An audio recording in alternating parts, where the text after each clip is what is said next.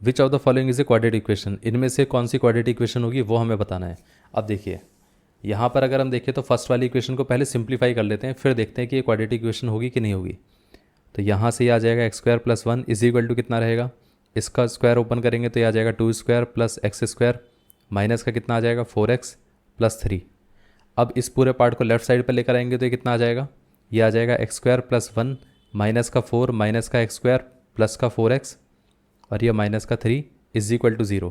अब यहाँ से अगर हम देखें तो ये दोनों तो कैंसिल आउट हो गए, बचा क्या हमारे पास 4x और ये कितना हो जाएगा माइनस का 3 माइनस का 4 माइनस का 7 प्लस 1 माइनस का 6 इज इक्वल टू 0।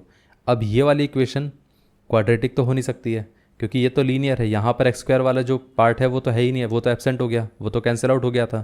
तो इसका मतलब ये क्वाड्रेटिक इक्वेशन नहीं होगी। इतना क्लियर है। अब देखिए इस वाली इक्वेशन को अगर हम सिंप्लीफाई करेंगे तो कितना आएगा, x cube minus x square is equal to कितना रहेगा, a cube minus 3 a into 3a square into b और ये कितना आ जाएगा प्लस का 3 ए इंटू बी स्क्वायर, फिर ये माइनस का 1 क्यूब।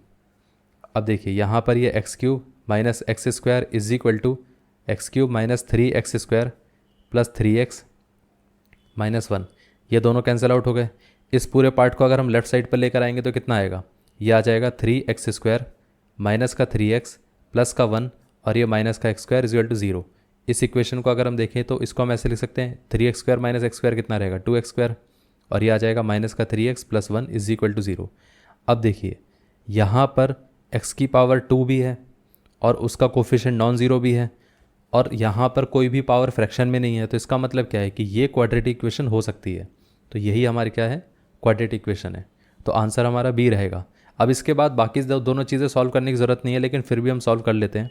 अब देखिए ये वाली इक्वेशन क्या थी, इसमें दे रखा था 2x square plus 3 is equal to कितना रहेगा, 2x into 5 which is 10x, 2x into x which is 2x square और यहाँ पर ये कितना आ जाएगा 3 into 5 which is 15, 3 into x minus का 3x। अब 2x स्क्वायर ये दोनों कैंसिल आउट हो गए, बाकी पूरे पार्ट को हम लेफ्ट साइड पे ले आते हैं तो ये कितना आ जाएगा 3x और ये आ जाएगा प्लस का 15 माइनस का 10x प्लस का 3 इज इक्वल टू 0। यहाँ से अगर हम देखें तो ये माइनस का 7x और ये कितना आ गया प्लस का 18 इज इक्वल टू 0। अब इस पूरे पार्ट को अगर हम देखें तो ये लीनियर इक्वेशन है, क्वाड्रेटिक इक्वेशन नहीं है। तो ये वाली भी इक्वेशन क्या रहेगी, क्वाड्रेटिक नहीं रहेगी। और लास्ट वाला आंसर तो पॉसिबल हो ही नहीं सकता है। तो यहाँ पर आंसर क्या था, बी आंसर था।